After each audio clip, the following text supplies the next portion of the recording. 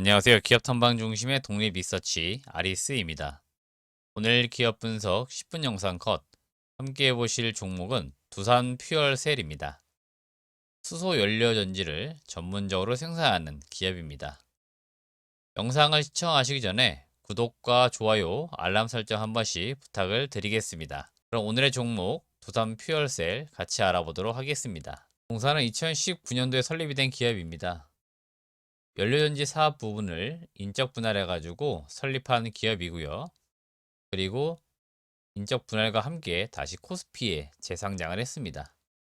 대표이사는 유수경 씨고 주요 사업은 발전용 연료전지 기자재 공급 및 연료전지 발전소 유지보수 등으로 사업을 영위하고 있습니다.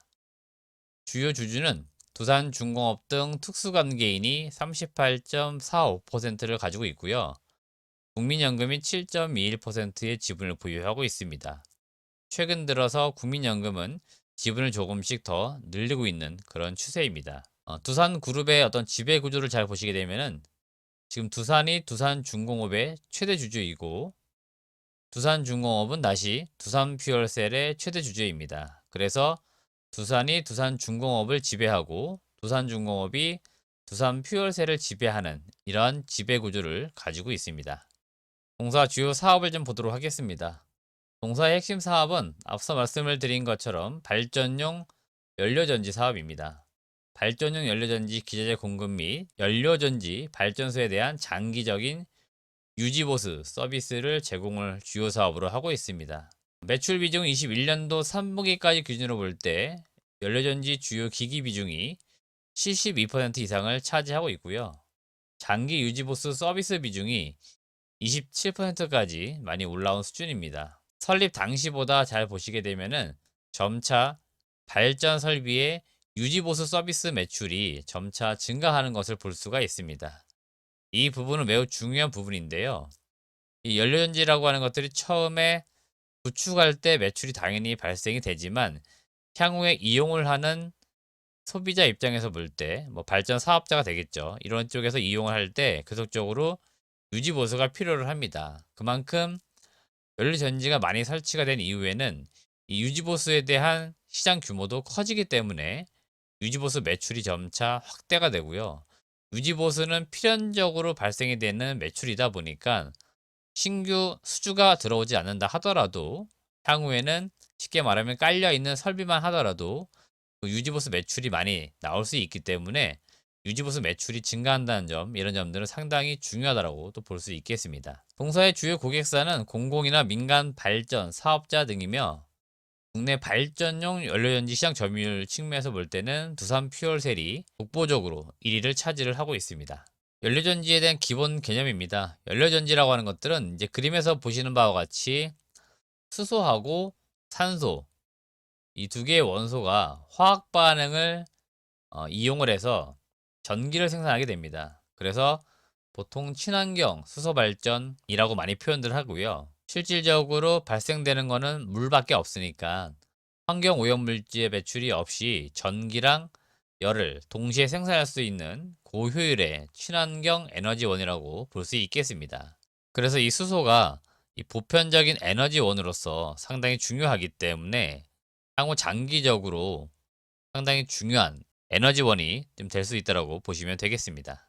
연료전지의 종류에 대해서 좀 알아보도록 하겠습니다. 연료전지는 전해질의 종류에 따라서 인산형 연료전지, 고체 산화물 연료전지, 용융탄산염 연료전지, 고분자 전해질 연료전지 등으로 분류가 됩니다. 각 연료전지는 고유의 특성에 따라서 발전용이냐 또는 가정용이냐 또는 건물용이냐 그리고 수송용이냐 휴대용이냐 이렇게 분류가 되고 있습니다.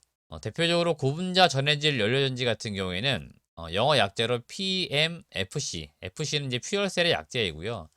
PMFC 타입의 연료전지 같은 경우에는 여러분들이 잘 아시는 현대자동차의 넥소라고 하는 수차 모델이 있습니다. 바로 여기에 주로 사용되는 연료전지의 종류가 고분자 전해질 연료전지입니다. 두산 퓨얼셀 같은 경우에는 액체 인산을 전해질로 이용하는 인산형 연료전지가 주요 매출이라고 보시면 되겠습니다.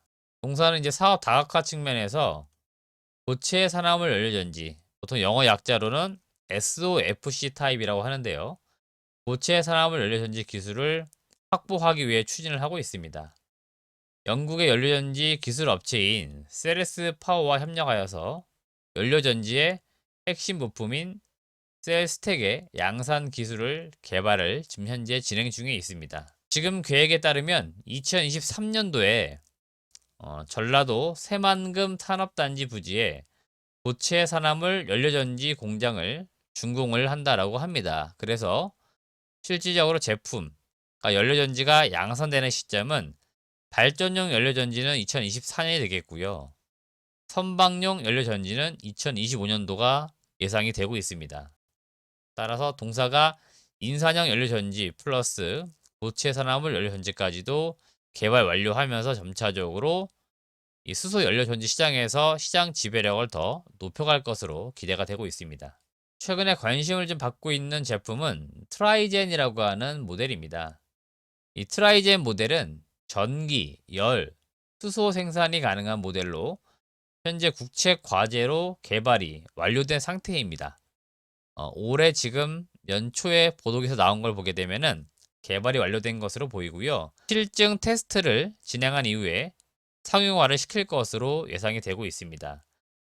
지금 SK에너지가 운영 중인 SK 주유소의 수소 융복합 충전소로 전환할 때 두산퓨얼셀의 트라이젠 모델이 공급이 된다라고 합니다. 따라서 향후에 조만간 제가 볼 때는 SK 주유소 이런 곳에서 수소 융복합 충전소를 쉽게 찾아볼 수 있을 것 같습니다.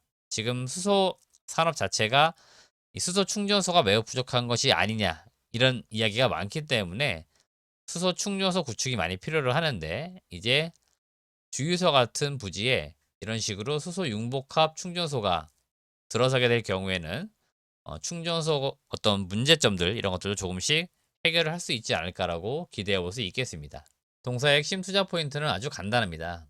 수소 연료전지 시장은 계속 커지고 있습니다. 향후에 제가 볼 때는 한 10년간 상당히 크게 성장할 것으로 기대가 되고 있고요. 그 다음에 제도적인 측면에서 무언가 뒷받침이 되고 있다라고 보시면 될 것 같습니다. 전반적으로 글로벌 국내 모두 다 지금 시장이 계속 커지고 있습니다만은 국내가 일단은 가장 전 세계적으로 시장을 주도하고 있는 그런 어떤 국가라고 볼 수 있겠습니다. 이미 오래전부터 수소 경제 활성화 로드맵에 따라 가지고 산업이 조금씩 자리를 잡고 있고요. 올해만 하더라도 글로벌적으로 볼 때는 인도나 중국, 미국, 브라질 등이 수소와 관련된 정책을 발표할 것으로 기대가 되고 있습니다. 이미 뭐 유럽이나 이런 쪽에서는 작년에 발표를 했고요. 아직 정책적으로 발표하지 않은 나라들이 대대적으로 수소 관련된 정책들을 이제 선보일 것으로 기대가 되고 있습니다. 가장 중요한 시장은 일단 두산 퓨얼스 입장에서는 국내 시장입니다. 2022년도 발전 사업자들의 RPS, 신재생 에너지 공급 의무 비율이라고 있는데 기존의 9%에서 지금 12.5%로 상향 조정됩니다. 이건 이미 정해져서 비율대로 올라가는 것들이고요. 장기적으로 2026년까지 RPS가 25%까지 증가를 합니다. 쉽게 말해가지고 신재생 에너지 공급 의무 비율은 전기를 생산함에 있어가지고 태양광이라든지 풍력, 지열 이렇게 신재생 에너지를 활용한 어떤 비율이 계속적으로 증가를 시켜야 된다는 겁니다. 그래서 발전 사업자들은 지금까지 우리가 익히 알고 있는 석탄이라든지 석유, 원자력 이런 것들로 전기를 만들어냈는데 앞으로는 풍력이나 태양광 뭐 이런 걸 중심으로 해서 만들어야 되는 것들이고 수소 연료전지 같은 경우에도 여기에 좀 포함이 됐기 때문에 그런 측면에서 수소 연료전지 이런 것들을 계속적으로 발주를 해야 된다. 뭐 그런 의미가 되겠습니다. 두 번째, 제도적인 측면에서 볼 때 지금 청정 수소 발전 의무화 제도가 있습니다. 이거는 기존의 신재생 에너지 의무 공급화 제도 RPS가 있는데요. 이 RPS 제도에서 수소 발전을 분리시켜 가지고 재생 에너지와 수소 발전의 각각 어떤 특성에 부합하는 지원 체계를 마련하고 기존의 수소 발전 의무화 제도에서 청정수소의 사용을 촉진하기 위한 그런 제도입니다. 이게 지난 2020년 10월달 제2차 수소경제위원회에서 제도가 도입되었는데 지금 이와 관련된 수소법 개정안이 국회에서 지금 계류가 되고 있습니다. 그래서 법안 자체가 지금 통과가 되고 있지 않다 보니 무언가 제도적으로 이 법안이 통과가 돼야만 사업자들도 움직일 수 있는데 아직은 이 법안이 통과가 안 됨으로 인해서 움직임이 약간 미진한 그런 상태입니다. 따라서 반대로 좀 생각을 해보면 이 법안이 통과가 될 경우에는 단기적으로도 주가가 올라갈 수 있는 그런 상승 모멘텀이 될 수 있기 때문에 그런 것들을 좀 우리가 기대를 해볼 수 있겠습니다. 지금 예상되기로는 우선 2022년도 하반기 정도에는 늦어도 이 법안이 통과가 될 것으로 기대가 되고 있습니다. 원래라면 사실 지난 22년 1월달 연초에 좀 통과될 것으로도 기대가 됐는데 지금 무언가 정치적으로 좀 움직임이 약간 없는 시점입니다. 대선도 있기 때문에 아마 이런 법안들이 통과되는 시점들은 늦어도 뭐 하반기 정도, 하반기라고 해봤자 제가 예상하는 시점은 뭐 7월 정도가 되겠습니다. 그래서 좀 빠르면 뭐 5월이나 6월 정도, 늦으면 뭐 7월 정도 예상이 되고 있기 때문에 지금 이 법안들이 여튼 통과가 안 될 수는 없습니다. 그래서 통과될 경우에는 상당한 모멘텀으로 작용할 수 있으니까 그런 걸 우리가 좀 기대해 보면서 두산 퓨얼셀을 같이 보자는 의견을 좀 드리도록 하겠습니다. 마지막으로 실적과 밸류에이션입니다. 동사는 지난 19년도, 20년도 실적이 좀 꾸준하게 증가해 왔었는데 21년도에 실적이 약간 꺾인 부분이 있습니다. 이 꺾인 부분은 동사가 아무래도 수주를 받아서 매출을 인식을 하는 사업이다 보니까 21년도에 회계적으로 반영을 시켜야 될 매출과 영업이익이 약간 이열된 것들이 있습니다. 그래서 사실은 21년도 예를 들어서 뭐 12월에 나올 게 22년도 1월에 나오게 되면은 21년도 실적은 안 좋겠지만 갑자기 22년도에는 실적이 좋아지는 그런 흐름이 나올 수도 있다는 겁니다. 지금 회사가 공정 공시를 했는데요.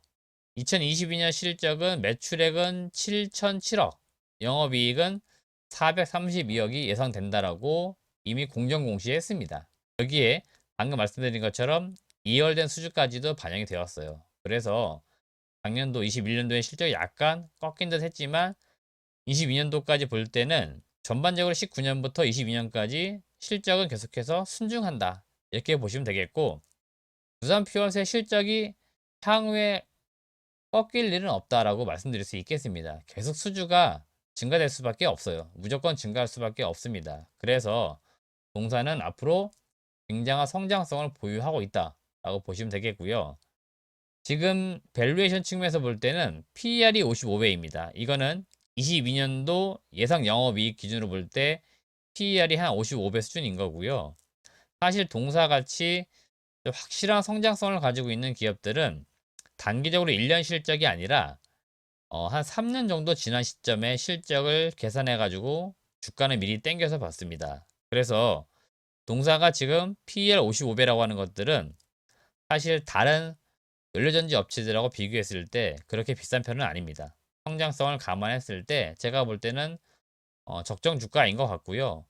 23년도나 24년 실적을 비교했을 때는 PER은 거의 뭐 10배 수준까지 떨어지니까 사실은 시장에서는 그런 점들을 반영을 시키고 있다라고 보시면 되겠습니다.